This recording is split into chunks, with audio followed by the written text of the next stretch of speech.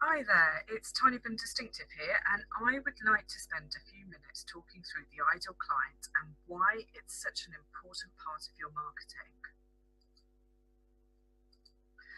So, why is identifying and understanding your ideal client so important? Identifying and then understanding your ideal client helps you to make sure all your efforts are focused on attracting and nurturing only those potential customers that are most likely to buy your products or services and keeping away those that don't. For small businesses, this is particularly important as you only have a limited resource. If you try to be all things to everyone, you'll end up pleasing no one and spreading yourself too thin. These are a couple of extremely simplified examples of ideal clients.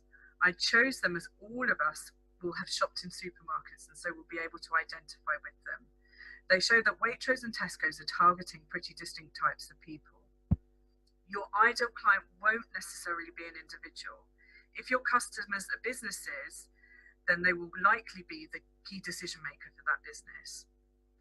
The personas I help my clients build and will provide advice on to you shortly go into more depth than these. I've featured them simply to give you an idea. So how do you go about it? First, you identify your ideal client by asking yourself a series of questions. If your customers are businesses, then there will be ones like these. Do you prefer working with smaller or larger companies? Do the services you offer dictate the size of the company you must work with? Do they need to be local? Do they need to be established, or could they be startups? What about the business owner or key decision maker? What are their character traits? At what stage are they in their lives? Young entrepreneurs, people on their second or third career, setting up on their own after starting a family. And so this list is not exhaustive. There are more questions you may want to ask. This is what you ask your customers if they are individuals. Do they need to be local, or can they be located anywhere geographically? Do they need to be of a particular age group? Do they need to be male or female? Do they need to be at a particular stage in their life? Young, single, married, parents, working, retired? Do they need to be in a particular income bracket?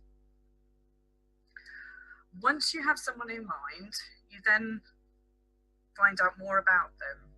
So this is where you start building your persona. So asking questions like, what is their family setup? What is their job or profession? What keeps them up at night? What are their hopes, fears, and ambitions? Where do they hang out on and offline? How do they consume news and entertainment? How do they spend their leisure time?